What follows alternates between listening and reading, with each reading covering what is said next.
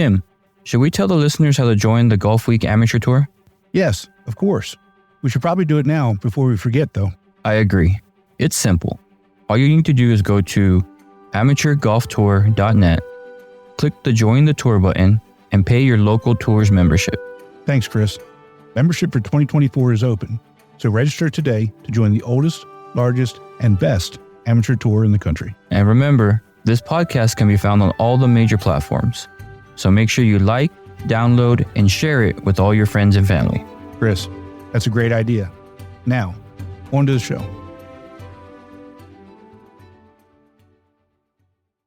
All right, Chris, first leg of our U.S. tour is over. We got a really good episode this week with two really good interviews.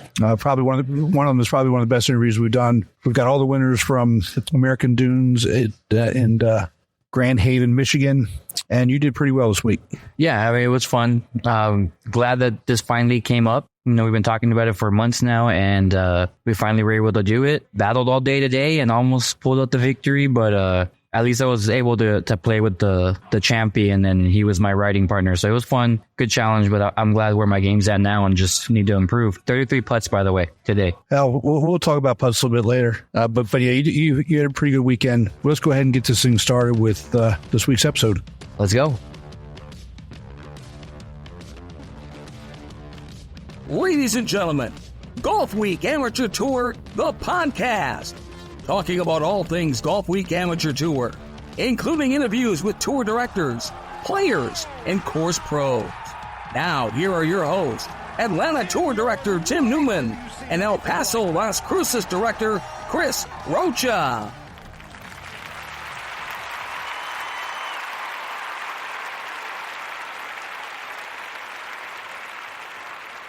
Tim, it's great to be back. We're in our final countdown to our U.S. tour for our trips. And I mean, I'm super excited. How are you doing? Man, I'm so excited. Can't even stand it. This preparation week.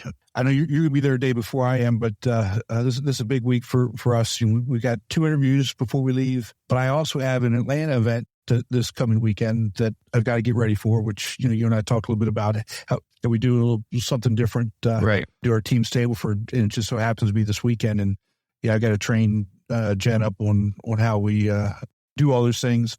It's a little bit extra work, doing pairings and that sort of thing. But I'm actually kind of a little bummed that I'm going to miss it because it's one of my favorite events. Right. And it's at Bears Best in Atlanta, which is one of the most popular courses that we play. It's always a good time because we mix the flights up, so you're not playing in your same flighted group. So you get to play with people that you wouldn't normally play with. Guys love it. It's a lot of fun. So it's just a little bit extra work, and you kind of lead that up into I got to leave Friday morning, so it's getting everything together. We talk about the big ass box. Now we love our TSA people. I mean, they keep us safe, but for whatever reason they don't like my stuff. They always go through the box.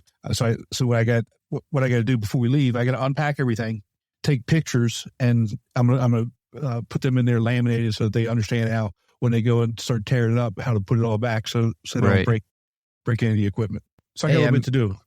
I mean, it's you and me both. I also have an event on Saturday at a course last year that I think I shot a 74 at. So I was really looking forward to repeating, but I might have a little bit more fun in Michigan. I know my guys will take care of that event as well. Yeah, that's right. That was your lowest round ever, right? Last year. It was surprising because the course isn't easy. I didn't think I was playing very well, but once it's all said and done, when you look at the score, it's like, wow, I can't believe I did that. So can't wait. Super excited to see who pulls off the victory then. Well, I think it's going to be you in Michigan, and then you know what? I'd be okay with that. I would be okay with that. We've got two really good guests today before we head out to Michigan. The first, we tried to get him on for Military Appreciation Month, had some technical difficulties and scheduling issues, so we're glad that we could make this work. And just so happens we're actually recording this the day after Memorial Day. But let's go ahead and welcome in the Orlando Tour Director, Robbie Robinson. Robbie, welcome to the show. Thank you. So, Robbie, you retired after 17 years in the Air Force as a tech sergeant. Is that correct? Yes. Tell us a little bit about your career in the Air Force and why you chose to go in and to some of the things that you were doing. I was kind of going in a wrong way, and I needed something to do something different. And I decided I wanted to go into the Air Force. My father was in the Air Force. And I figured I'd go in 4 years, and 17 and a half years later, I was, I didn't realize how much I loved it and how much I missed it once I left. I did a lot of stuff. I worked on the pilot's ejection seats and parachutes. Oh, wow. And I was a first sergeant. I was a mobility officer. I did a lot.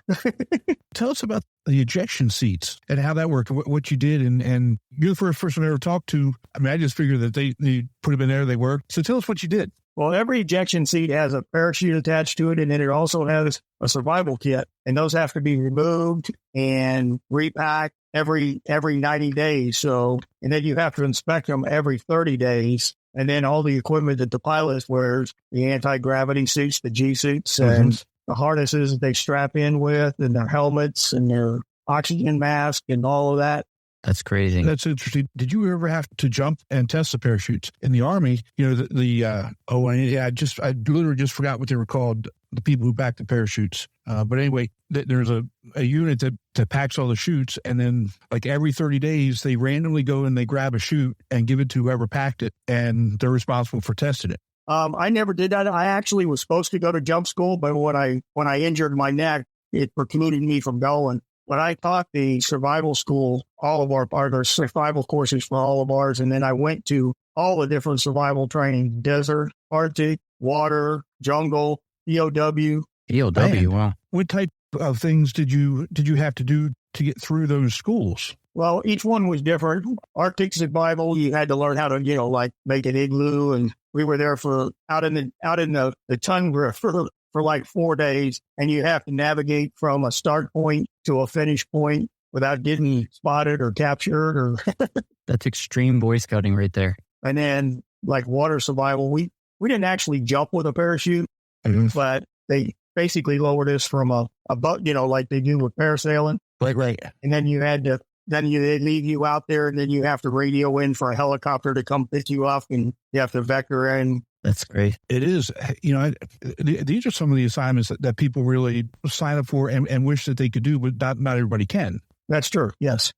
But like I said, I taught the ongoing courses. So to teach the courses to all the pilots in my unit, I had to actually do it. I can imagine, being the instructor on these courses and you're dealing with these pilots. I'm sure that they're not really used to having to do those types of things to be able to survive, right? Correct. They're all about keeping that plane in the air, not figuring out what happens if it's not in the air anymore. Right. No, I was going to say, I'm pretty sure that's the last thing on their mind is what they have to do if they have to eject the plane. I was lucky in all those years, I only had one person have to use my equipment. That's a good record. When was that? And what was the situation? It was just a mechanical failure on a routine training mission. Nobody actually used it in Desert Storm when we were there during the Air War. We didn't lose any planes. Right. You were in Desert Storm. Where else were you stationed? I started my career, having basic training, and then I went to Illinois for the technical school. Then I went to Tyndall Air Force Base in Panama City, Florida, which I loved. Then I went to Germany at Ramstein for 2 years and ended up staying for 4 years because I ended up being on the base bowling team. That was a pretty sweet deal. So I wanted to stay a few more years, so I stayed 2 more years there. And then I went to Louisiana. I met my wife in Germany. We got married and we went to Louisiana. And then we stayed there for almost 12 years, with one exception when she left for 18 months on a remote to the Azores. And then she came right back until they closed the base. And we closed the base to L92.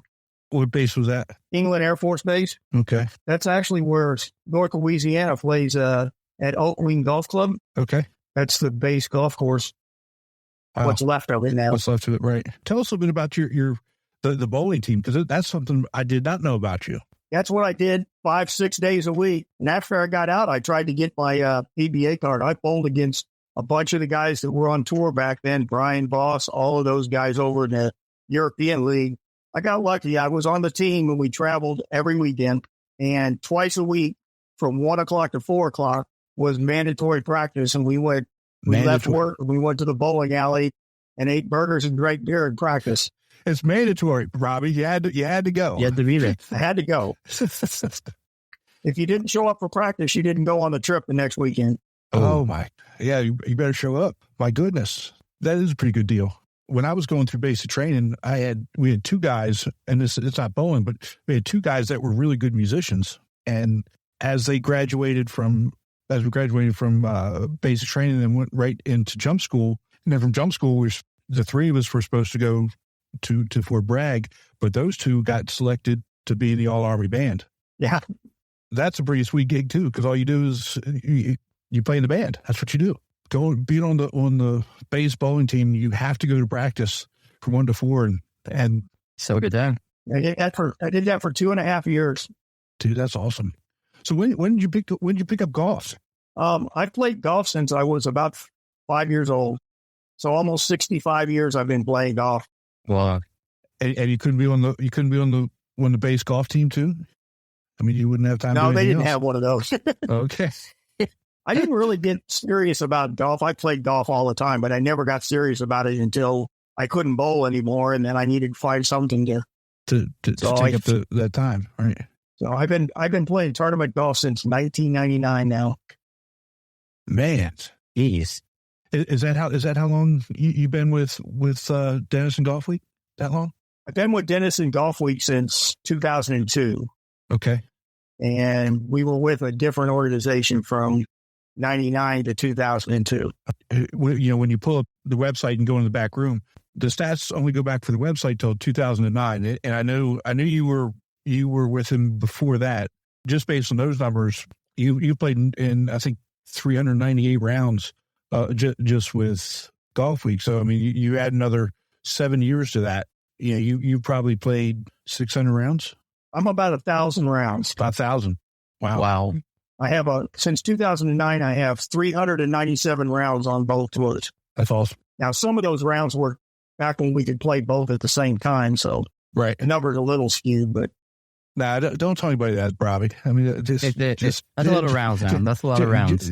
Just take it and be proud. It's amazing when you look at the tour itself and what people actually get out of it and how long people have been around like you. I mean, there may be, let's just say, out of our 6,000 paid members, there may be maybe 30 left that have been with him from the beginning. Right, there's not many. Been there that long. After this, I don't want to give it away, but we're getting ready to interview another one of the original members who at one point was a PGA Tour member who got his amateur status back and was with Dennis when he first created it, back over 30 years ago. So just think about all the rounds that people have played. Even out of all the other people that have been with him from the beginning that are still here, you probably have more rounds than any of them. Just be a tour director, never miss an event, and you're playing both sides. And plus, I play on every weekend somewhere else that I'm not playing. How long have you actually been a tour director? Well, I had the Tampa tour for 6 years too. So I was running. So I've been helping Tom since 1999. When I wasn't technically a tour director, I was kind of like an assistant to Tom since 2002. Right.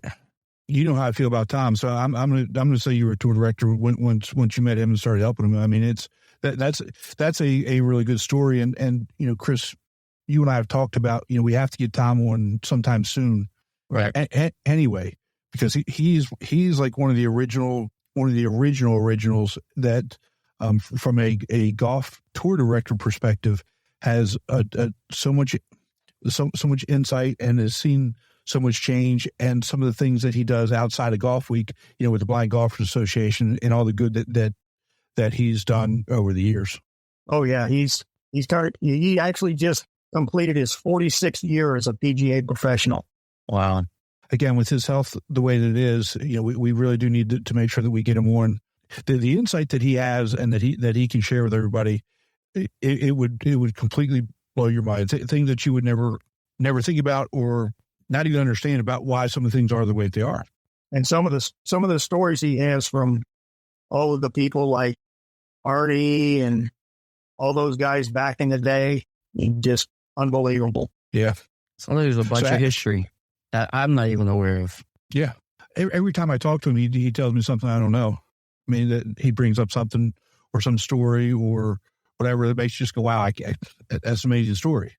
Yep, he's got a wealth of knowledge locked up in that head of his. He sure does. So what's going on in Orlando right now? Anything good? We're getting ready for our first half 2-day on both Golf Week and Senior. Okay. We got Monday and Tuesday, we got Senior first 2-day. And then Saturday and Sunday, we got the first Golf Week 2-day. So next week's pretty busy for me. Okay. That's it. And it's hot. It is hot. That's what Chris what wants is to hear. hot? What is hot to you? It's 99 today with about 98% humidity. Oh, see, I don't know. And no wind. It's just. Yeah, we don't do humidity over here. It's 99 Yeah, I over know. here, but there's no humidity. Robbie, Chris only plays when it's like 80 degrees, relatively no humidity, no wind, no rain. Perfect That's weather. about it. That's the only time he plays. I don't care what the weather is. I play. I guess so with all the rounds that you got. I don't care if it's the icebreaker or the. So looking at Orlando's schedule, if there's one course on there that people should travel to come play on, which one would it be? Let's take a quick break and hear from our sponsor, Srixon. A great iron set needs more than good looks. It's got to be fast and got to be pure. But good looks never hurt either. The all-new ZX Mark II irons from Srixon. Reunion. Why? That facility is one of the best around. They got 3 courses. One's a Watson course designed by Watson. One's the Palmer course. And one's the Nicholas course. All designed by some phenomenal players, and they're always in fantastic shape. Okay. Well, Chris, we are going to be on the road a little bit more next year. I have a feeling if this keeps going the way it is, I have a feeling we're going to be on the road, which is fine with me. Yeah, me too. Well, Robbie, thank you so much for joining us and spending some time with us today. I really do appreciate it. Thank you for all that you do for the tour and your service. And I look forward to seeing you soon. All right. Appreciate you having me on. All right, bud. Take care. Tim, it's always great to hear interviews with other directors. The stories he has, being able to test and pack the ejection seats is just so cool. And I mean, we've had this conversation before with me wanting to do that growing up. So being able to just hear about that is pretty awesome. Right. Robbie's got a lot of good stories. It's testing the ejection seats. Again, with something of course, that's got to happen. But you don't think about those things, right? And right. then training all these pilots in the in survival methods in each of the different areas. Cold weather, the tundra, the water, the desert, all those types of things. Those things when you're younger must have just been a blast. Just fun to do, and having those stories and testing and training those pilots to be able to do that. I'm sure he has a ton of great stories. Ton. Oh, I'm pretty sure. And, just being able to talk about it as much as we could, during the podcast is great, but I can't wait to see him at the director's meeting and ask for more stories. Yeah. He dropped that bomb on us, that whole bowling thing. Right. What's up with that? I would have never guessed that. That was news to me. Mandatory. That must have been so much fun. Anyway, definitely. Let's move on to our next guest, because I know that he's going to have some really good stories. He is one of the originals, and I can't wait to talk to him about his book and some of the stories that are in the book. When I went through it, I actually texted him. I said, "Are you sure this is all true?" Because I actually couldn't believe one of the stories that he told in it.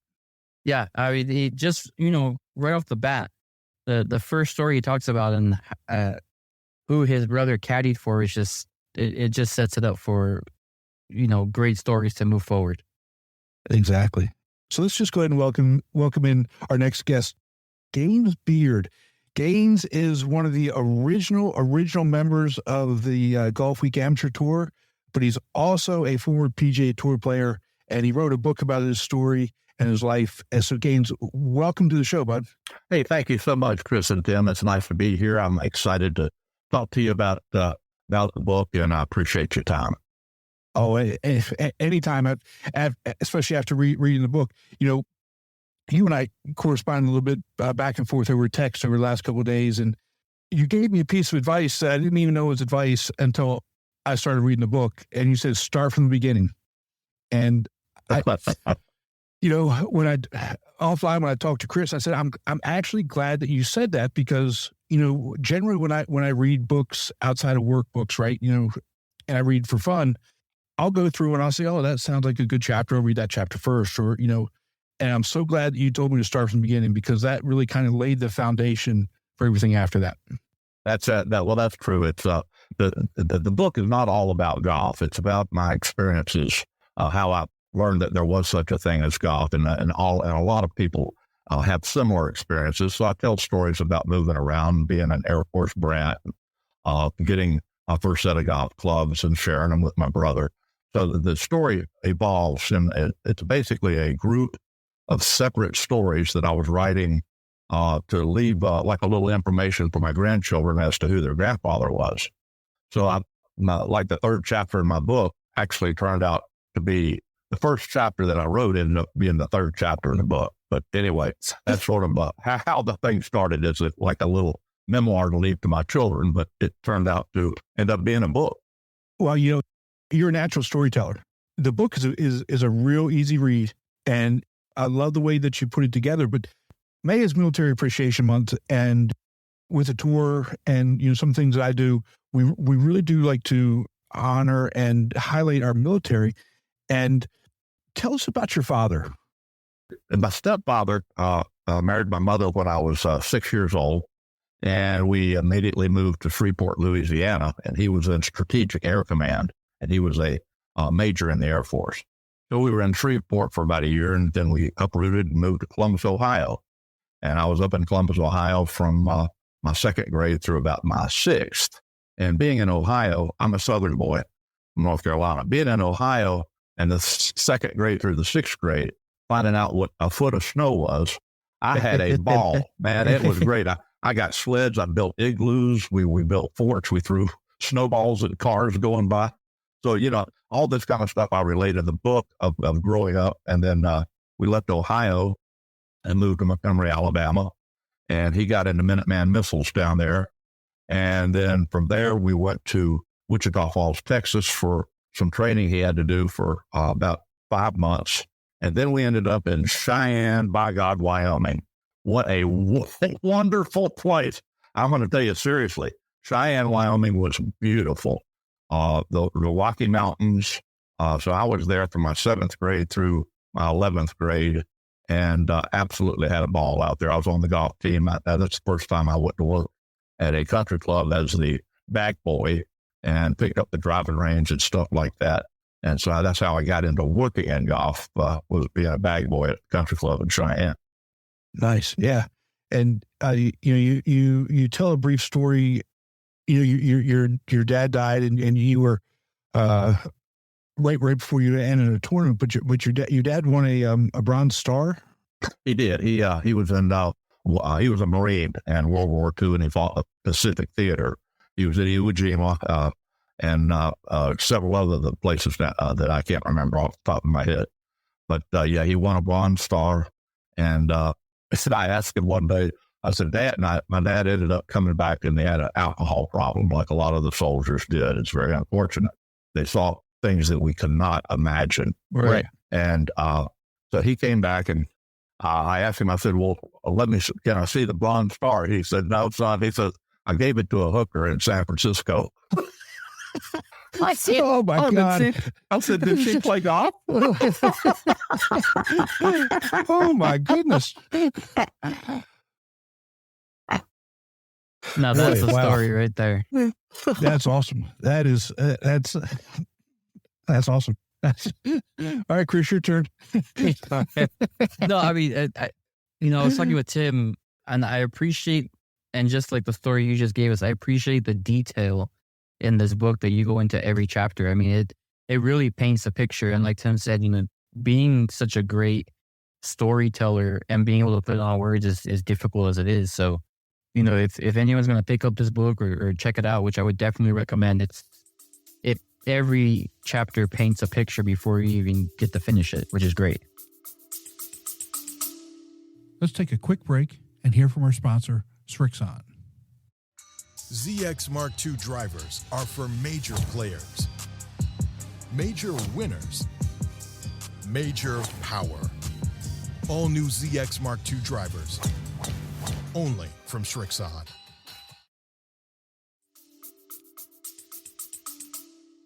Well, I appreciate that. And I have to give credit to, I retired and my wife and I moved to a retirement community, 55 plus here in outside of Charlotte. And a friend of mine said he's starting a writer's workshop and he'd like me to come to the writer's workshop. And I said, well, I don't know anything about writing. He said, well, you will learn if you come to the writer's workshop.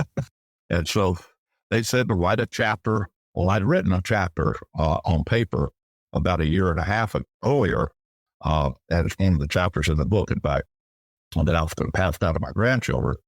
And so they said, well, present the chapter to the group by email. And in 2 weeks, we'll meet.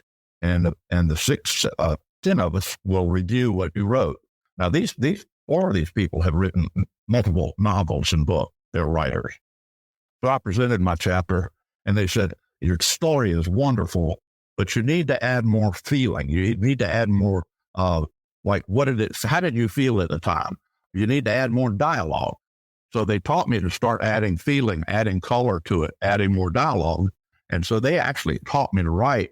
And from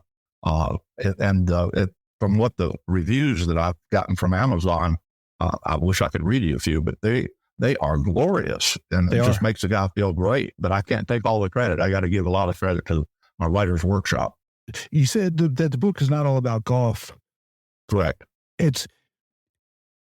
To me, it was about people and the relationships that you had. It really wasn't. That's what I got. I end up telling stories. Yeah.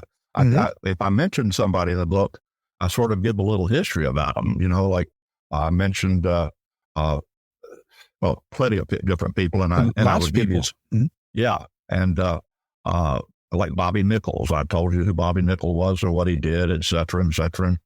So I try to educate to the people who may not recognize the names because they're from a golden age gone by.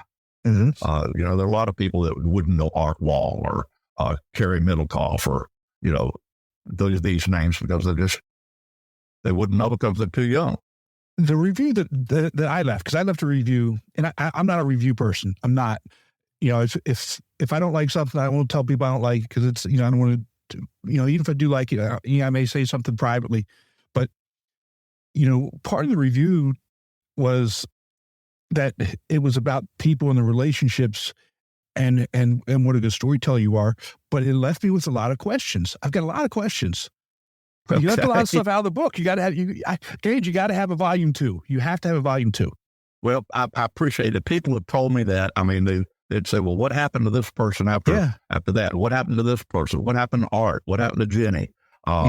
And so, but the reason the book is so short, now it is a small book. There are a lot of pictures in it.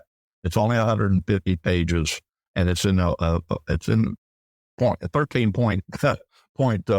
So they're not little letters; they're bigger letters. So it's not that long. I perfect to read this book in less than 4 hours. But the reason that I stopped where I did is I was watching Bill Maher one night, and he had Michael Moore on, and this man is a former Pulitzer writer and playwright and all kinds of stuff. And Bill Maher said, how do you know when you've got a good book? And Michael Moore said, well, a good book has to have a good ending. And a good ending of a book is it's got to be surprising, but yet inevitable. Well, I had just written a chapter toward the end of the book, and the one I'm talking about, where it was inevitable, but it was surprising. And I went to the writer's workshop and said, hey, I'm done.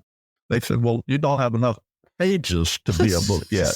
I said, well, I know a darn good story about a man who started a dog fight. And he ended up starting this dog fight. And so I wrote the chapter, The Dog Fight, which is, in fact, the story of Dennis's Golfweek Amateur Tour. And so that chapter came after my surprising end. And then I added a chapter with some rules and then a few golf tips. Yeah. To make a page count. Right. But all of that's interesting stuff from what I've heard from other people. Yeah. So what did happen to Art? Art ended up building. He built an executive par 3 golf course in North Myrtle Beach. Well, in Myrtle Beach, and it was the first one there, and it was the golf mecca. This was becoming the golf mecca of the world, and it had lights so people could play at night. So he built this executive par 3, and he and Jenny ran the par 3. And one day he was over at the Dunes Club in the locker room playing poker, and he had a heart attack and died. Oh no! Isn't that a bummer? That's horrible. Yeah. But, he died playing cards at one of the greatest. The Dunes just had a golf tournament. I mean, it's a great golf course. Mm-hmm. And so, Art lived a wonderful life, and he was a great man. He was like my father, and I'll never be able to thank him for all the things that he taught me. How about Rhett Butler? Red Butler was my Irish setter dog that I got to troll the beach. I moved out close to the beach in Myrtle Beach, and I was 21 years old, and I figured my only way to get any girls to pay attention to me in the springtime and the summer is I had to go out and get myself a dog. So I got an Irish setter, and he had beautiful red hair, so I named her Rhett Butler. But Rhett would bark all day long. It would irritate the lady that owned the little cottage that I lived in. So I bought him a bark collar, and when Rhett would bark, he would go, he'd bark, and that was kind of cruel. But Rhett got out of the pen one day, and someone down at the Spanish Galleon or someplace like that said, "You have that Irish setter had a collar on it." I said, "Yeah." He said, "Well, a man from Loris, now that's a little town outside of North Myrtle Beach, out in the country. Man from Loris picked him up and left me your phone number. He said he'd probably be a better father to this dog than you, but if you want it, you can call him and come get it." Well, I never called it. It's so like the bumper sticker, missing wife and dog, reward for dog. Exactly. That's awesome. Yeah, I don't want you to tell too much more of that story, because I really want people to buy the book. And that, yes, when you introduced Rhett, it was like right after that. That's when I texted you with that story. It really kind of blew my mind. I mean, I think Chris mentioned the individual that your brother caddied for when you all were in Columbus, Ohio. Right. Yeah. I mean, and see, a lot of my chapters have a surprise at the end of the chapter. It's just like that chapter you're talking about, my brother caddying, and then living down in Myrtle Beach. I'd love to say that what you're talking about, but then that would just kind of blow the fun of the chapter. Exactly. But we all go through life. We all have a story. We have tons of stories in us. It's just people need to take time to sit down and just start jotting them down. We've all met famous people. We've rubbed shoulders with incredible people that have affected our lives. But I had the time. It took about a year and a half to write chapter after chapter in the writer's workshop. And as I thought about stories, it ended up being this and that. And a lot of the chapters have a real surprising ending. The last sentence in a couple of the chapters should really kind of shock you. You go, "Oh my, is that real?" Exactly. In one of the chapters, I do want you to talk about, you took your son to the Ryder Cup at Medina. You're right. And you didn't really talk about your experience with your son in Medina. There was something else in the book that kind of related. Tell me about your experience with your son, because I've been to a Ryder Cup, and to me, it's one of the best experiences I've ever had. And I was with my wife. Talk about, the relationship with golf and sons and going to an event like the Ryder Cup. What was that like? Well, it's hard to explain. I had my Class A PGA Pro at the time. Later in the year, I got my PGA Pro Class A back, and that gives you a lot of privileges. You can play a lot of golf courses for free. You can do all kinds of stuff. Well, you can go to a Ryder Cup for free. And so I could take one guest. And so I took my oldest son, Spencer, up to Medina. We flew up and I took him first class, and we got a great hotel room and went to the golf course and parked, and the bus took us to the gate. And we went immediately to will call to get our tickets, the PGA tickets. And then they told me where the PGA tents would be, where we could go and get lunch and have a few beers and stuff. And, all this is free. I mean, unbelievable. I just could not believe it. But going to a Ryder Cup, it's, as everyone knows, it's not about the individual golfer. It's about the team. It's about team spirit. It's about the country. It's about, it's hard to put, I get goosebumps now that you're asking me about it. But we would find a place, like on the fifth green, and know that we would see every match come through on the fifth green. And then we would run over to like the 17th green, and we'd get to see, basically we went to two different places, and we had a lot of fun. But my son and I got to bond a whole lot better than we had before, because there'd been a divorce in my family out when he was a freshman in college. I divorced his mother. And then as an adult, he lived in Mississippi and I lived in North Carolina, so I didn't see my son that often. So we got the chance to go to Medina, spend 4 days there, going to the Ryder Cup and seeing a little bit of Chicago and having a big time. And on the way back, I mentioned in the book that Peter Oosterhouse was on the plane with us. And, he was an announcer in the booth, and I had some experience earlier in life with Peter. So that was kind of neat to do that. But yeah, at a Ryder Cup, if anybody gets an opportunity to go to a Ryder Cup, you give your arm and leg to do it, because it's not as crowded as a lot of golf tournaments, and it's a whole different atmosphere. And the players don't get paid a dime. They do it right at the country. It was just great. Yeah. So what I do is I'm my full-time job is I'm a college professor. I teach sport marketing and public relations. And I had a student, actually had a student do at Medina, and I actually couldn't go because it was my daughter's family weekend, and she was going to school at High Point at the time. Had to do that. But I had somebody at 2016 Ryder Cup at Hazeltine. And again, so we didn't get the free food, but I didn't really care. We got free tickets. And all 4 days there, it was, you're absolutely right. It's a bucket list thing. If you like golf, I'm not saying if you love golf, if you like golf, you should go. You have to go. You really do. Without a doubt. And it's sort of like going to the Masters. You could go to the Masters and not know anything about golf and just enjoy the beauty of the most beautiful botanical garden on the planet. I mean, we have such great venues in golf. We're very fortunate to play this game and to love this sport. And the places that we played, and the friends that we meet along the way, this game's like no other. This game is you're your own umpire. I mean, this game builds character. This game is an incredible sport. I had a friend that told me, he said, Gaines, you can learn more about a man by playing several rounds of golf with him than you can in 2 or 3 years of business. Right. Absolutely. You're absolutely right. And again, going back to the book, I don't want you giving the book away. I'll try not to.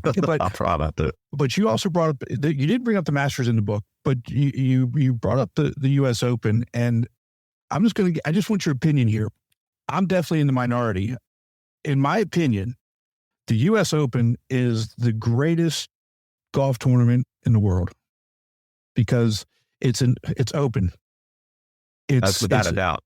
It's for our national championship, and it's always concludes on Father's Day.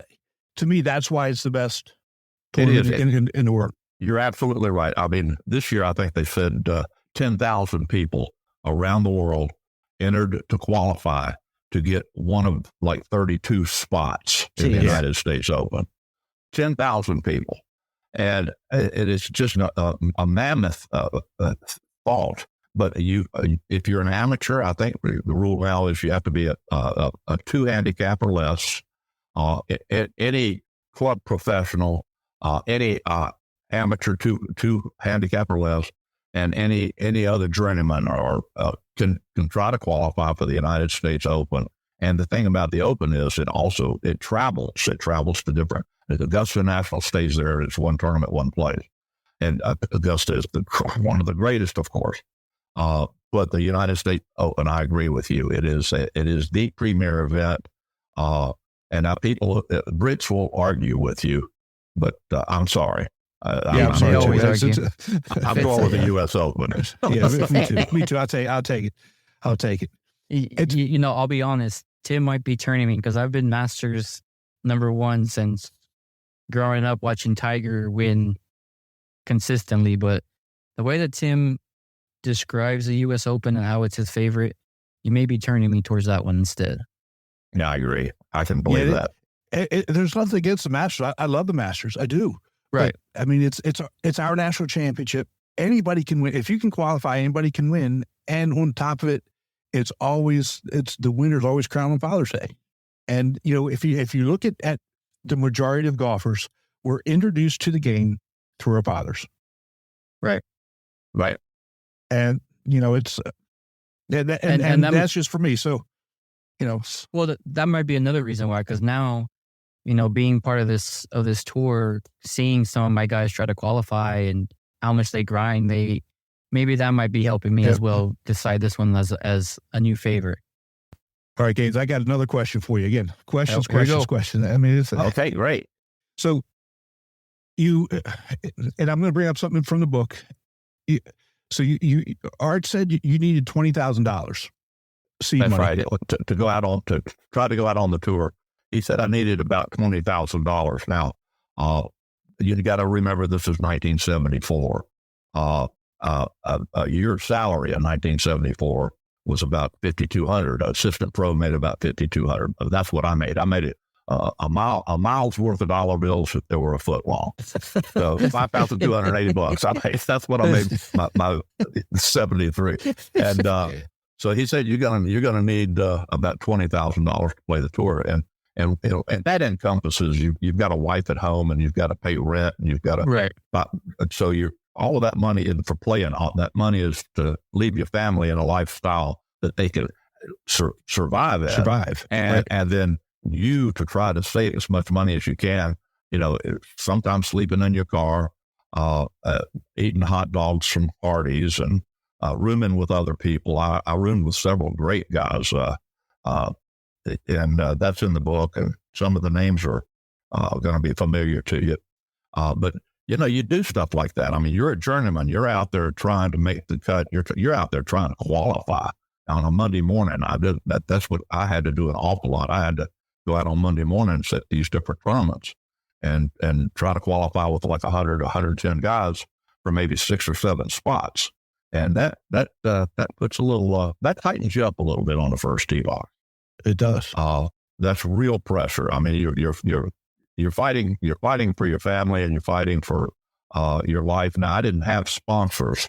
If I'd have had sponsors, that might have put more pressure on me. I don't know, but I think it would have made it a little easier to realize that, I can't afford to maybe stay in a nicer hotel or a motel or maybe fly down to Miami, Florida instead of driving, 15 hours before I-95 was built.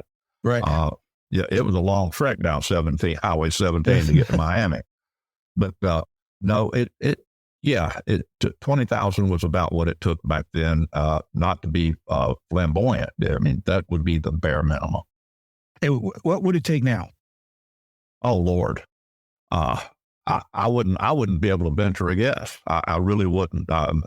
You guys would probably know more about that than I would. I mean, but that's a great question. Even some journeymen that you see in some of the lesser tours, their shirts look like a billboard. Right. Yes. Okay. I mean, you got sponsors on these young men. People are taking a gamble on them. They're giving them money. Back when I played, there was only one company that was giving any sponsorship and putting anything on any apparel, and that was a bucket hat, and it said Amana. Amana. Amana. A-M-A-N-A. Never heard of it. The refrigerator people. Yeah, I know, man. I mean, I'm Chris. Nope. You gotta. No, I have to Google that one. So that was the beginning of any company that would do any advertising on a golfer's body, and it was a bucket hat that said Amana. Now today, you got anything from investment companies, banks, apparel, you name it. You can find STP. Come on now, this isn't a race car, but got STP on some guys out there. Right.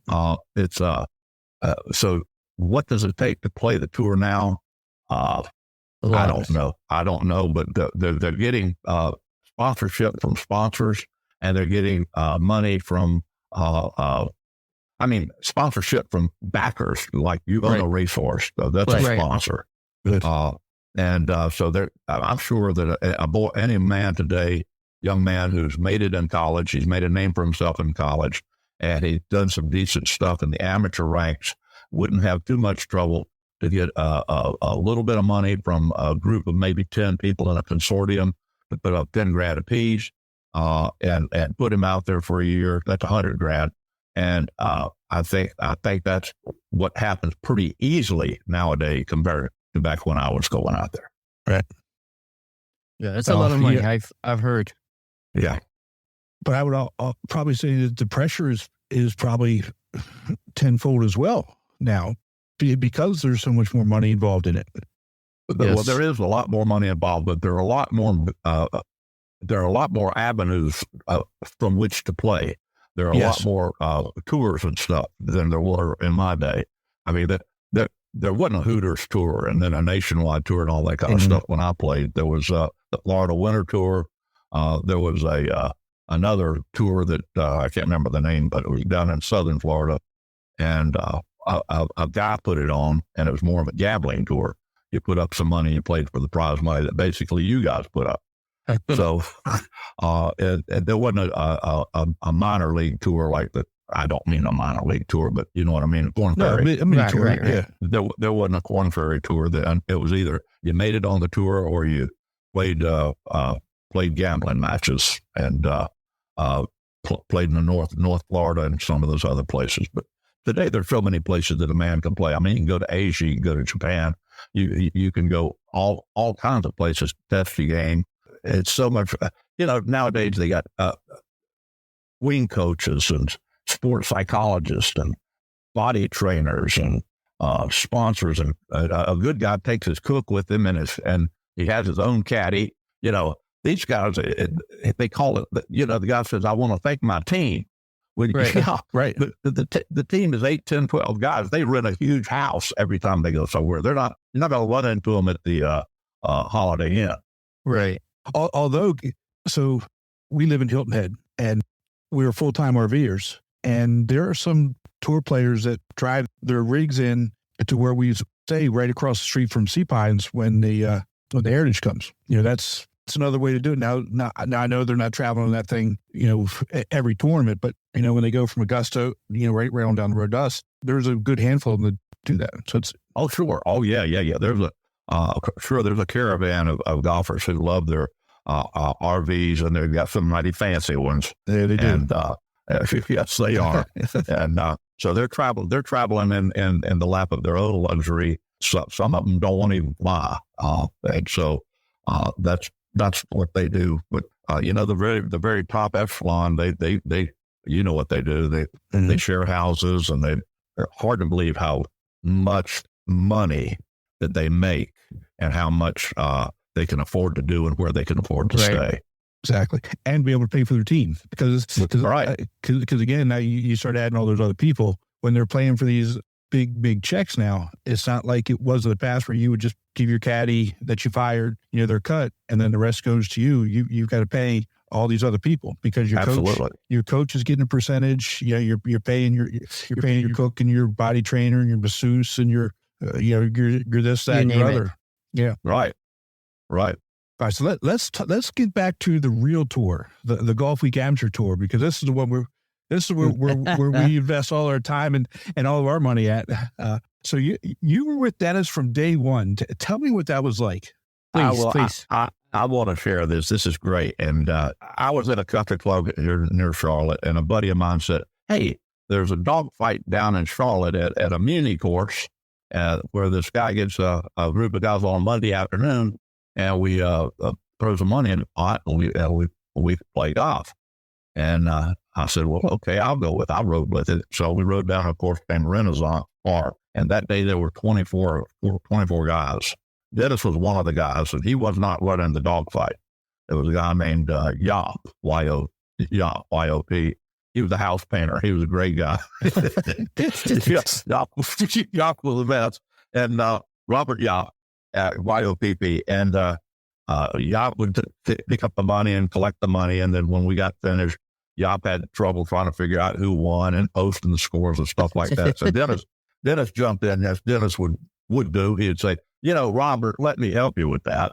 And so Dennis started taking care of pasting the scores and stuff after the round. And before you know it, Yop just said, well, why don't you just do it all? And so Dennis said, okay. So the word spread that this was such a lot of fun. And then you'd play in a group and you'd get handicapped like you guys do.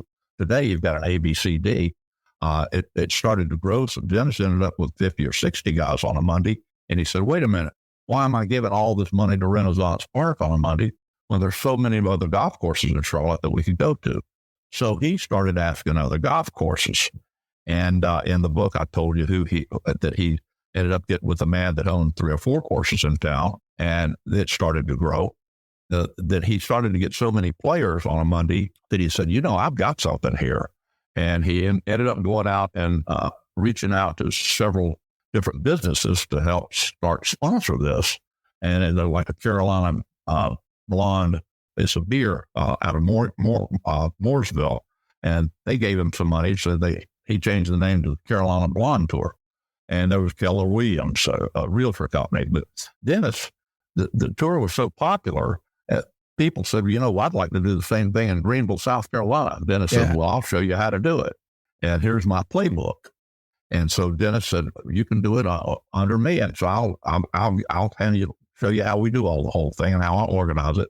And the next thing you know, he's got one in Raleigh, and then he's got one in another town. So he started to grow this thing.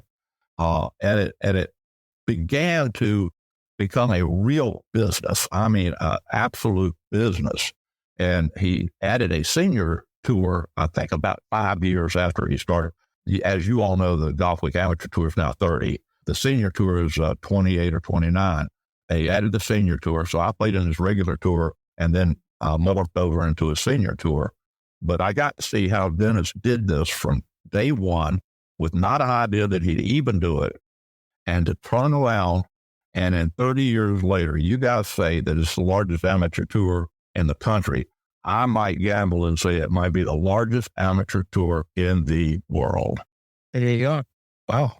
I mean, he told me about your nationals, and I haven't been to the nationals or anything, but he told me about the nationals and what Hilton did. Thinks of him bringing 2,000, 3,000, 4,000 people with their families and everything to the nationals from 49 different from states all over the country. It is amazing what he's done by starting a dog fight. Yeah. How about that?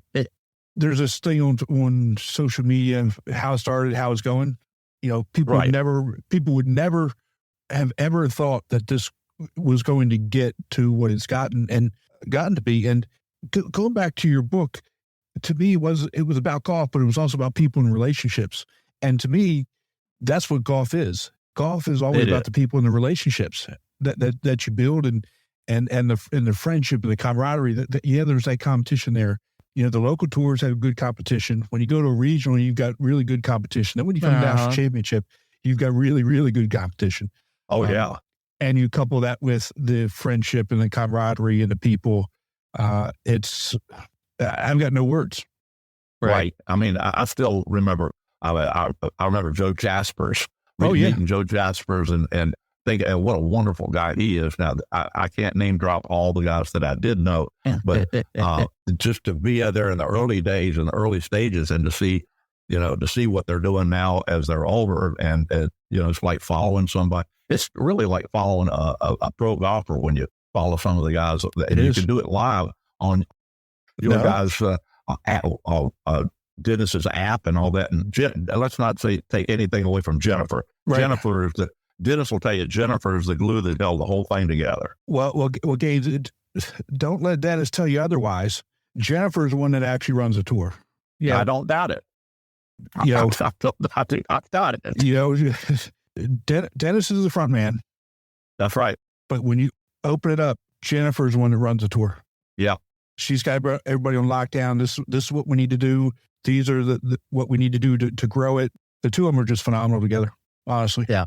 Without a doubt. What a great team they are. And you know, Jennifer always said that I know that Dennis was going to do something amazing someday, and he did. But it was with her. But it was with her pushing him and telling him what to do. Yes, dear. I'm going to guarantee you, there was some yes, dears in there. Oh my gosh, that was funny. Going back to some of the other characters, and you brought up Joe Jaspers and some of the other people that have qualified for, you know, national championships. You know, like Joe qualified for U.S. Senior Amateur. Sure did. Brian Quackenbush out of Augusta last year qualified for U.S. Senior Open. Awesome. And those are just two recent examples. And this tour, it's for everybody. I mean, obviously, you've got the me's of the world, and you know, Chris is a pretty good golfer. But Chris, I'm not taking anything away from you. You're no Joe Jaspers, right? No.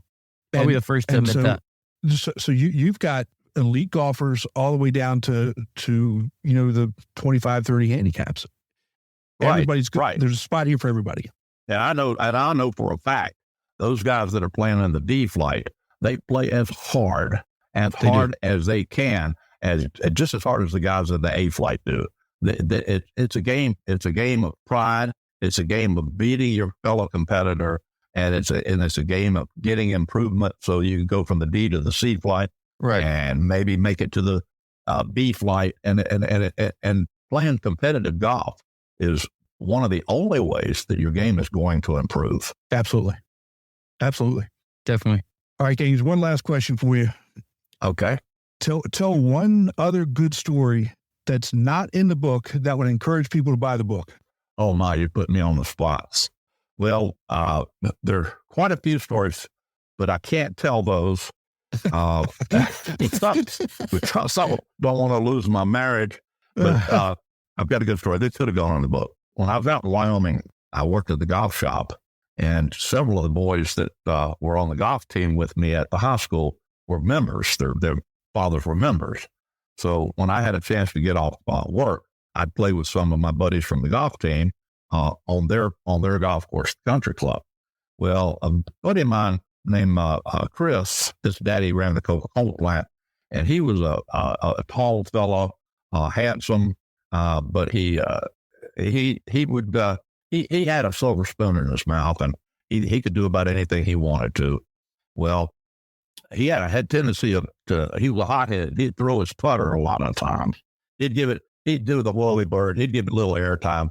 And so his father told him, he said, if you ever break another club, he said, I'm not buying you any more clubs. You can forget the game of golf.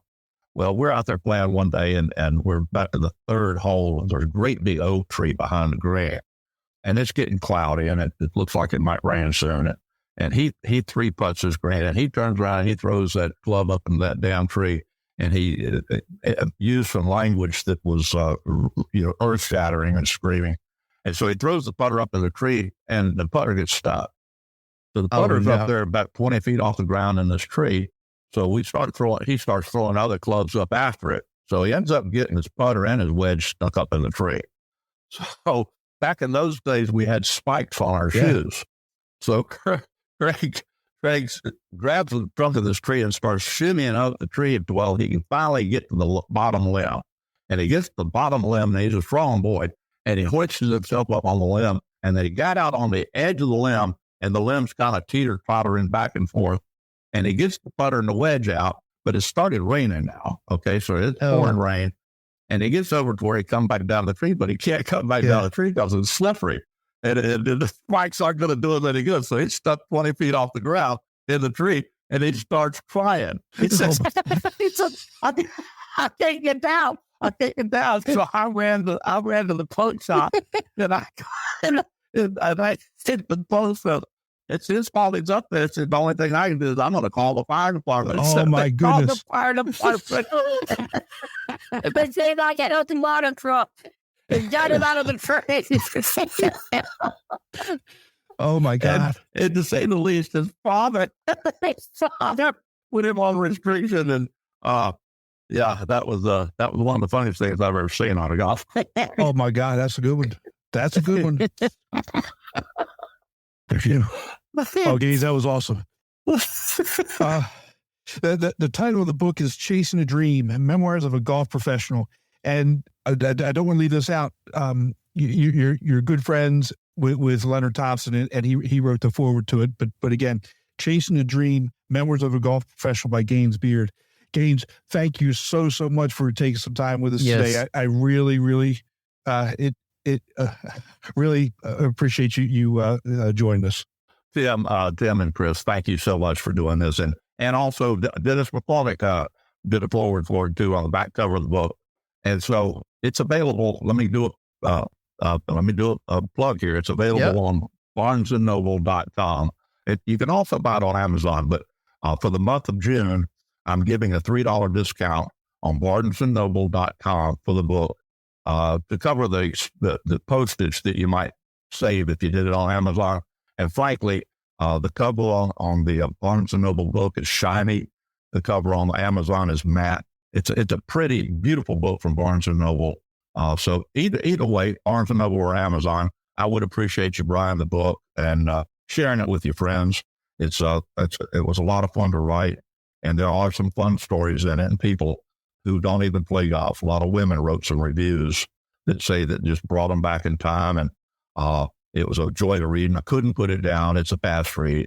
So thank you guys for having me. I really appreciate it. It means a lot to me. No worries. And I'll put a link to Barnes & Noble in the show notes. And I just want to add one thing. There's a lot of funny stories in there, but there are a lot of real emotional, heart-touching stories that really kind of go to who you are, Gaines. And I don't want to give it away, but you get to that chapter, and it really kind of puts the exclamation point on who you are and what golf's really about. So thank you. I sure appreciate that. Thank you, fellas. No, thank you. Take care. All right, good morning. We're at the American Dunes Golf Club here in Grand Haven, Michigan, and we've got the latest winner of the Srixon raffle, Ryan Beery from the A Flight in Michigan West. Ryan, congratulations. Thank you. So tell me about the irons that you won. Oh, I won the set of Srixon ZX7 irons. I haven't hit them at all yet, just won them yesterday, so I don't... Yeah, probably not a good idea to win them and break them out and go play a tournament around. Yeah, probably not, but I had them in the car with the clubs, and so maybe my clubs will feel some pressure on the back end today. So they better be good, or they're going to be putting time out. Yeah, for sure. So you played yesterday. I guess you got through without the rain. Yeah. We finished before the rain, and then I had the rain on the drive back home. Oh, that's nice. How did you do yesterday, and what are you looking forward to today? I didn't do great yesterday. I shot a 91, missed in a few bad spots out on the course, and hit some bad shots, hoping to play a little better today. Well, the weather's going to be a lot nicer all day. I mean, you didn't hit rain yesterday, but it's going to be nice by the time you guys finish up, and hopefully you'll do better and come into money. Yeah, hopefully. How far back are you? I am like 12 back right now, or something like that. That's all right. Anything happen, you can get hot. Your clubs could say, you know what, if I don't do something today, we're in big trouble. Yeah. Maybe I post a 70 or something. We're not going to happen. Well, that's all right. We'll take it. We'll celebrate it. Well, Ryan, thanks so much for taking just a couple minutes for you tee off. I appreciate it, and good luck today. Thank you. I appreciate it. All right, we're back at American Dunes in Grand Haven, Michigan, with the A-Flight champion, Josh Van Kampen from Michigan East Tour. Josh, congratulations on the win today. Hey, thank you. So you had two really good days. 74 yesterday, 80 today. Yesterday with the 74. Tell me about that round. You all probably finished before the rain, but tell me about the round. Well, my plan going into the round yesterday was to never get in trouble, which I think is your plan always in golf. But out here, you have to to find where the trouble's at and then take whatever club doesn't reach that trouble, And so like for me, it was a lot of irons or woods off the tee, things like that. And the highlight was just never making a big number, never making an error, always staying shy of the trouble and just playing great golf, playing great iron golf. Yeah, that's really key. You're absolutely right. This course, you really do need to pick your spots because there's trouble on every hole. And if you don't know where the trouble is, then you can get in trouble really pretty easy. Right. Well, and I played the front nine. I thought I did pretty good. I made the turn in 3 over. And on hole 10, I decided, I'm gonna grab a driver, which I hadn't pulled on the entire front nine because I played so safe. And then I hit a driver on 10, big mistake, blocked it right, put it in the big bunker, didn't have a great lie in the bunker. And then, it was a God thing. I hit the best iron shot of the day out of the bunker, stuck it to 6 feet and made a birdie. And I thought so much for playing safe if you could play like this.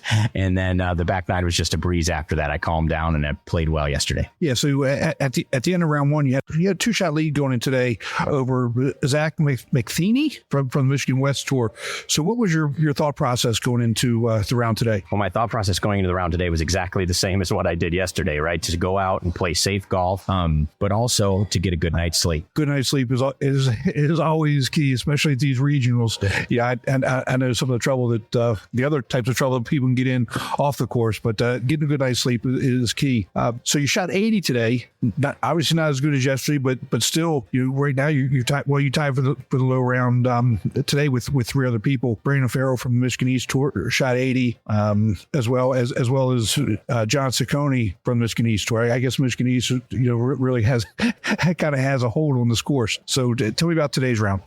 Today's round was a very similar strategy to yesterday's round, but I didn't hit the shots that I needed to all the time. So I took a couple of big numbers. I took a couple of doubles. And when I found myself in a tricky spot, I just played for bogey. I knew that I had a decent lead for most of the day, a good 3-4 shot lead. And the only way to really lose that was to make some big numbers. So I just buckled down, hit things in the center of greens, made pars, made bogeys when I had to, and played pretty safe golf into the greens. And that really paid off today. Yeah, it really did. I mean, you finished with an 8-shot win over Billy Hinojos from the El Paso Tour. But you had you picked a good weekend to have your best rounds of the year. Yeah, it was great. I haven't played well at the beginning of this year, so I went out and hit in the 4 days previous to the round today. I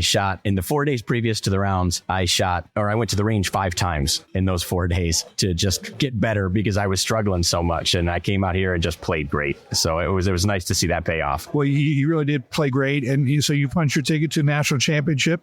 So congratulations, and we'll see you in Hilton Head. All right, thank you very much. Take care. All right, we're back in American Dunes in Grand Haven, Michigan, with a champ fight winner, Christian Wakeford from Chicago, Illinois. Christian, congratulations. Yeah, thank you so much. So 2 really good days here at American Dunes. I shot 72 yesterday, even par. It's a really good round on a tough course. Yeah, that's right. Like yesterday, it was more like trying to feel out the course because this is my first time playing here. So I was playing really conservatively yesterday and I was making putts too. Well, out here you have to make putts because there's trouble everywhere, and if you're not picking your spots, or if you pick a spot and miss it, you're gonna have a tough putt, and at even par. Why don't you tell me about your round yesterday? Yeah, so all I was doing, I was just focusing on my mental game a lot, and as we just gone through each hole, I was kind of using the GPS on the golf cart just to give me ideas where to land, and so I had a feeling because once I was feeling like the greens here for the first time the day before the first round, they fell rock hard, the fairways. So I knew there'd be a lot of rollout. And I had to play conservatively. You had a 6-shot lead going in today. So Matt Green from Cincinnati shot 78 yesterday. Justin Osborne from Michigan East shot 78 yesterday. And Michael Dennis, also from Michigan East shot 78. So what was your mentality going in, knowing you had a 6-stroke lead? Yeah, so I'm not normally a guy that looks at scoreboards or anything like that because I just feel like that just messes with me. But today, I didn't even feel 100%. I think it's just something I ate this morning, but I didn't feel 100%. So I knew it was going to be a tough grind today. So I knew I had to make the pars when I had to. But even when I got the bogeys, I just threw it behind me and just carried on trying to focus on each hole because I knew that Matt was making a lot of putts. He was draining them from everywhere, making pars, making birdies, and he was putting a lot of pressure on me. So I just tried not to collapse mentally, and I just tried to stay focused on getting pars when I needed them. Well, you shot 79, and again, you pulled it out. Matt went 78, 75. 75 is a really good score on this course, and even John Chubb from Michigan West shot 74 today.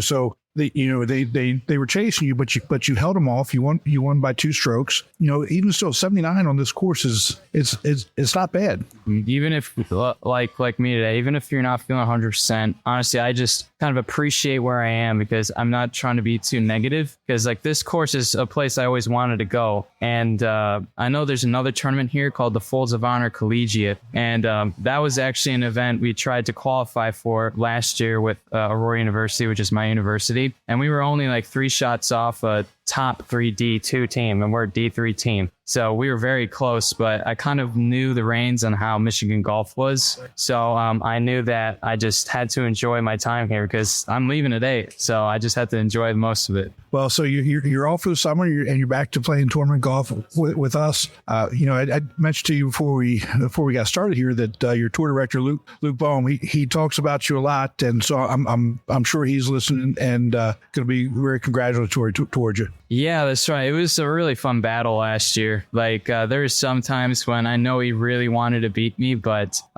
deep inside, I just wanted to beat him too. So it was just a rivalry, but really good competition between each other. But mainly, I also just wanted to get my face on the flag just to place everywhere. So that was really cool, honestly. Well, the points winners, it's not just face on the flag, it's tattoos now in Chicago. I know. He's been telling me that. He's been telling me, well, when are you getting your tattoo? I'm waiting for it. Well, he may have to kidnap you and take you over there. But again, the champ flight in Chicago, it's no joke. I mean, you guys are solid up there. Oh yeah, we got some good players. I believe his name is Adam Elias. I think that's his name. I believe that's up there. But he's beaten me several times last year, scoring he had to score really good, 4 under, 5 under, something like that. Really good scores. So the competition there, I think, kind of. I don't want to be a little bit too, ahead of myself, but I guess once I started playing, everyone just wanted to start trying to beat me, and then they just knew the competition was going to be a lot better. Yeah, so just looking at the champ flight players from Chicago, you got a bunch of good ones. Bill Prosecki, who was up here, so he didn't have a very good weekend, but he's a solid player. You just mentioned Adam Elias. He's a minus 0.1. You're a 0.2. Luke's only 2.5, so you should be beating him every week. Yeah, that's my mentality. Every single time I get out there, I'm I just want to beat Luke. That's it. If Adam beats me, that's fine. But as long as I finish higher than him, as long as you beat Luke, Luke, I'm sure you're hearing that. Well, Christian, congratulations! You punched your ticket to the national championship. Congratulations! Yeah, thank you so much. All right, buddy. You take care, and we'll see you later on in the year. All right, see you. All right, we're back with a B flight winner here at American Dunes in Grand Haven, Michigan. B flight winner is Eddie Murray with a 2-day total of 167 from the Michigan West Tour. Eddie, congratulations. Thank you. So 88-79, you were, after day one, you were tied for 6th, but you fired a 79 today. Tell me about the round. Honestly, I was shaky on the front. I didn't know how it was going to turn out, and I just buckled down and just started making pars on the back, threw in a birdie, and just basically played great, honestly, on the back 9. So, 79, that's obviously low round today for B flight. Looks like 4 strokes better than the field. But 88, you played in the rain yesterday, coming back with 79. That's pretty good playing. Yeah, course is honestly totally different than yesterday. Soft, receptive. Greens weren't quite as fast. It was fun. Well, your last tournament was about 2 weeks ago, and you shot an 80 at Sunnybrook Country Club. So is your game like in the low 80s, high 70s? Is that normal for you? When I'm playing great, yep, I would say that's about where I'm playing. I'm back-to-back wins right now, so feeling good. So what's the strong point of your game? Keeping it in the fairway, putting. Chris says putting.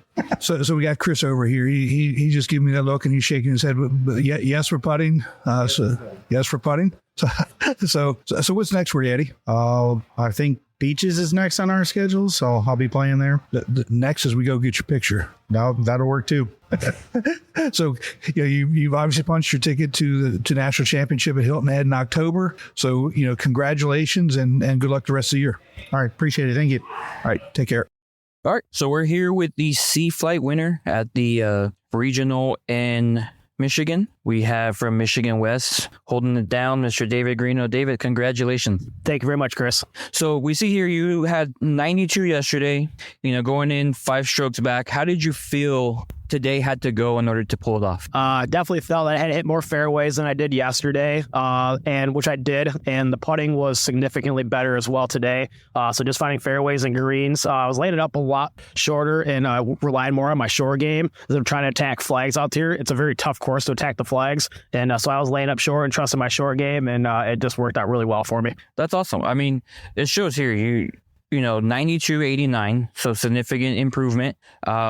But it did come down to the wire, and I assume you had to wait a little bit in order to see if you pulled it off, because were you not in the first group? No, I helped Michelle get stuff set up, so I'm usually here early in the morning, so I went out a little bit earlier, and I did have to wait to find out. I was watching Ken actually come up 18. Him and I have golfed together for quite a few years on the Michigan West Tour, and I'm glad that it came down to 2 Michigan West guys in the Michigan Regional. But it's definitely a bittersweet win, and absolutely love it right now. Yeah, I bet. I mean, you can tell it in your face that you're excited. And now you got bragging rights for a whole year, and then you can come back next year and defend that title. Well, congratulations. It was a great event. I'll tell you that right now. I had a great time, great course, and, being able to come back with the victory and win it by 1. At least you didn't have to do a playoff and have to warm up again. Yeah, no, I'm a local boy, so I'm about 15 minutes north of here, so I've played out here quite a bit, so a little local knowledge definitely does not hurt anybody. But yeah, great event. The weather overall was pretty good. I was on some rain yesterday, and I just can't be any more prouder than myself right now. Well, again, congratulations, and we will see you at Nationals. Very good. Thank you, sir. All right, and to round out the regional here in Michigan, we have our D-Flight winner from Michigan West, Mr. Randy Gominski. Randy, congratulations. Thank you. So you go in shooting the only round in the 80s in your flight. How was it sleeping on the lead last night? A little bit of sleeplessness. I had a hard time. I was thinking about shots that I didn't make yesterday. And then you come in this morning, you hit the range? I hit the range a little bit. Okay. And then how was your emotions on T1, knowing that, you're in the lead, anything can happen, and you had a long day ahead of you? I know it was a new day, and anything could happen. It almost did. Right. I mean, you come out here and you win by 5 strokes. Second place had a 94-94, and then you had a 94-96 for third. So coming down 18, did you look at the leaderboard before you hit 18? Yes, I did. Okay. And seeing that you have a very comfortable lead, how did you feel? I wanted to par. I had messed up out there in the middle of the back 9. Okay. And what did you end up getting on 18? I parred it. Nice. So it's mission complete, and then the full cycle of winning the championship. You rounded out 4 out of the 5 for Michigan championships. Champ Flight was the only one that wasn't from Michigan. But how does that feel now, knowing that you're a regional champion and you get to go to nationals? It's exciting. It's something I didn't expect. Well, again, congratulations. Enjoy it, and hopefully you come back next year to defend. Hope so. We'll see. Well, congratulations again. Thank you. Because we're wrapping up for the first leg of our North American tour. We had 2 really good interviews in Robbie and Gaines, but let me tell you about Gaines' interview is probably one of the best we've ever done. Yeah, it was very enjoyable. He's just natural speaker. His book tells it all. If you get a chance to read it, definitely do. Let us know what you thought about it. But it was a great interview. We had a great time, and before you knew it, it was sad to say bye, but it was well done, and he was a great guy to meet. Yeah, he's a phenomenal storyteller. Hopefully he does a volume 2 of stories, because he told some stories that we didn't even include in the podcast. I mean, had us rolling, laughing almost the entire time. Yeah, and definitely it was a fun time. It's one of those interviews where time can fly, and if we don't pay attention to what we're doing, we could have a whole month's worth of episodes with a guest. It was a good time. It really was. And then we had 5 amazing champions from American Dunes. And let me just tell you this, if you were thinking about coming to American Dunes this year and you didn't, you really missed out. Yes, you did. I was glad this was one of our trips. Great course, makes you think all the time. Me being the player of us two, I really enjoyed it. Regardless of what the weather is out here, it's a fun time. So was a little disappointed that I couldn't pull it out, but at the end of the day, played the best I could, and I'm happy with that.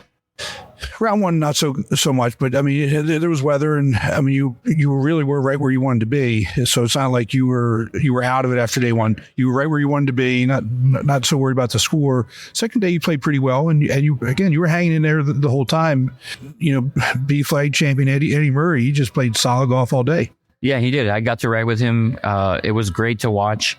I think I looked at, and we talked about, I don't look at the leaderboard, but I knew I was having a good round, and I wanted to see where I was at after a birdie on 10, and I was 1 shot behind him.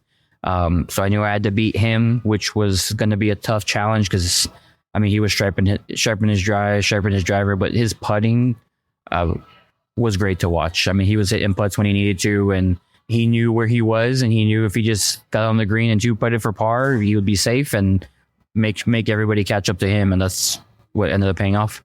And, it's really good coming to these regionals. Like, again, you and I traveling up here, and, we go to regionals all the time anyway, but doing it with the podcast was really good. I got to see some friends who I haven't seen in a while, Mike Ashburger and Todd Kurtz from Milwaukee, the Chicago guys, Wally Brumberg, Bill Prosecki. Actually, the champ flight winner, Christian, I'd never met him before, but Luke talked about him and talks about him all the time when we have him on. Yeah, he does. And, I've got to see some people that, I've met at nationals the last, 3-4 years. Just being able to see them and say hi. It's a great time. It's like a little mini nationals, if you could say that, if you haven't seen people. Can't wait to see who we're going to meet next week. Yeah. Before we start talking about next week, I just got to tell you, I had a really good time with you and your brother and Billy, and for those of you who didn't know, it was me, Billy, Chris's brother Chris, and another Chris. So the 3 Chris's, but I had a really good time with everybody this weekend. I appreciate that. We try to do our best. We this group that you get to hang out with, we travel every year, and we always have a good time. So I'm glad you had a great time, and next year hopefully they'll come with us at the course we decided to go to.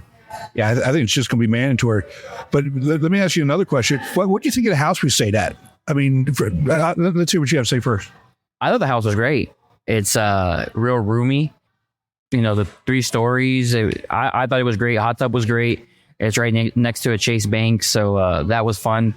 It's an inside story, so don't ask. It's one of those James Brothers stories, but it was a good time. It really was. I stayed in a lot of Airbnbs, VRBOs, vacation rental type places, and that's probably one of the nicest places I've ever stayed. The communication with the owner, phenomenal. Nonstop. Wouldn't something come up, she took care of it. She let us know what was going on.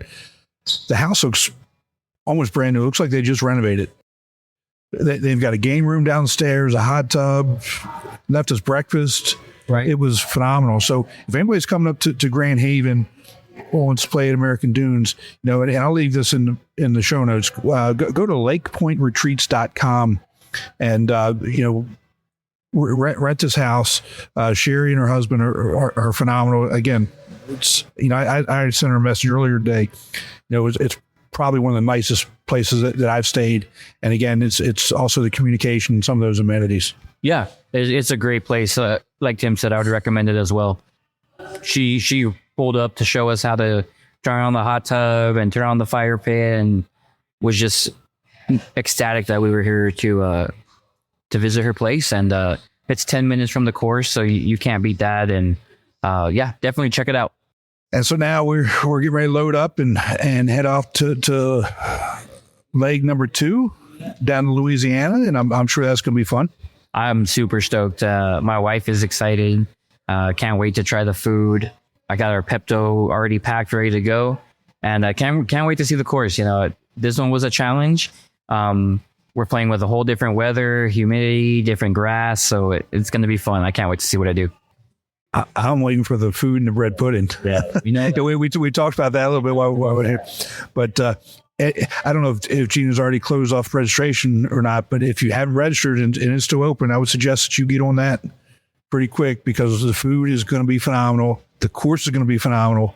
Skills challenge. I'm really looking forward to going down there because, we get talked to all the time about, different tour directors and tours, but we always hear great things about Gina and the tournaments that she runs. Yeah, we do. And I can't wait to see that because just the hospitality that she's giving us to come to the event is top notch. Exactly. So anyway, let's go ahead and wrap this up. Again, another great regional. Michelle did a great job up here. American Dunes is a phenomenal facility. I would suggest everybody, puts this on their schedule for next year. Yes. If you're like us or like me and travel to a different regional every year, book this one as one of your top ones because it's going to be well worth it. And if you have any questions or you have suggestions for the show, you can email me at timnatc@amateurgolftour.net or El Paso at amateurgolftour.net. Or you can use the contact us button that's on the website, and it comes right to us. And do want to thank Bill Persecki for reaching out, and Bill, we'll get you on a regular episode because we did kind of joke around, and I know you got some stories. But anyway, again, reach out to us and please, give us a like, give us a review on iTunes or Spotify or wherever you're listening to the podcast. Yes, please. Even if we sound, let us know. But we want the feedback because we want to make this as best as we can for you all. Exactly. So, all right, bud, let's go ahead and close down and on to the next one. On to the next one. Take care, bud. See you next week. Have a good one. We'll see you next week.